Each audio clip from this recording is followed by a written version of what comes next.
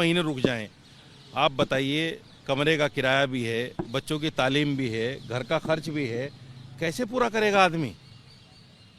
कर्जा भी अगर आप आदमी लेगा किसी तो एक आध बार ही देगा ना। करके बात की थी तो इन्होंने आज 5 बजे के लिए मुझे बोला था कि 5 बजे आप आ जाओ, हम आपकी मुलाकात केजरीवाल जी से करा देंगे। आज सुबह एसएचओ साहब से इन्होंने बात की, पार्लियामेंट स्ट्रीट वालों से, और उनसे कहा कि साहब आज तो नहीं हो सकती, आप उनको ये कह दो 1 हफ्ते के बाद। 1 हफ्ते के बाद कैसे पॉसिबल है? 3-4 तारीख में तो ऐलान होने वाला इलेक्शन का, आचार संहिता लग जाएगी, उसके बाद में ग्रांट कैसे मिल जाएगी, सैलरी कैसे आ जाएगी? ये हमें बेवकूफ़ बनाने की कोशिश कर रहे हैं। इसलिए हमने परसों भी कहा था, देखिए हम लड़ाई के मूड में नहीं हैं। अगर ये चाहते हैं कि दिल्ली के सारे इमाम इलेक्शन में सड़कों पे आ जाएं, इनका इरादा तो यही है। हालांकि हम नहीं चाहते, हम सियासत नहीं करना चाहते, ना हम किसी पार्टी के नुमाइंदे हैं। हमने परसों भी बोला कि हम किसी पार्टी से नहीं हैं, ना हम कांग्रेस से हैं, ना बीजेपी से हैं, ना आम आदमी पार्टी से हैं, हम तो इमाम हैं।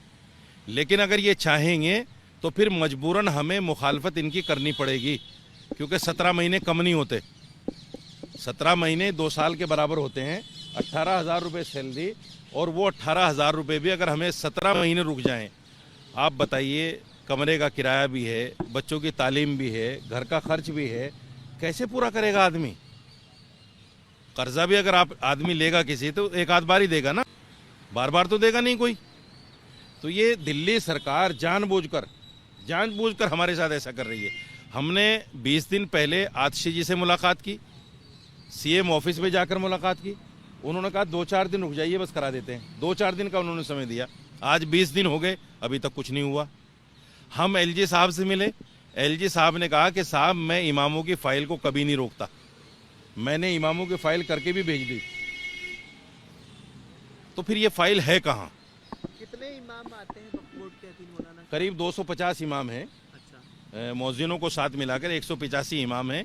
और कुछ मौज़िन हैं 240-245 के आसपास में हैं। सभी की सैलरी 17 महीने? सभी की सैलरी रुकी हुई है। 17 महीने। और एक बहुत बड़ी बात मैं आपको बता दूं, बेवाओं को पेंशन मिलती थी, पिछले 5-6 साल से बेवाओं को पेंशन रुकी हुई है इन लोगों की वजह से। मुस्लिम बच्चों को स्कॉलरशिप मिलती थी, पिछले 5-6 साल से 10 साल से मुस्लिम बच्चों को स्कॉलरशिप नहीं मिल रही है। वक्फ बोर्ड का सारा निज़ाम दरहम बरहम कर दिया, वक्फ बोर्ड का भी निज़ाम दरहम बरहम कर दिया। आप जाके देखिए ऑफिस में हालात अच्छे नहीं हैं। 10-11 लोगों का स्टाफ है, जहाँ 45-50 लोगों का स्टाफ हुआ करता था।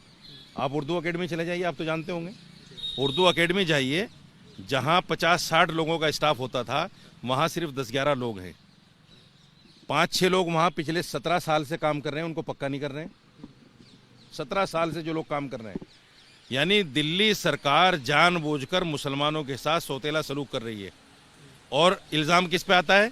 गवर्नर के ऊपर, कि साहब गवर्नर नहीं करने देते, और करना इनको नहीं है।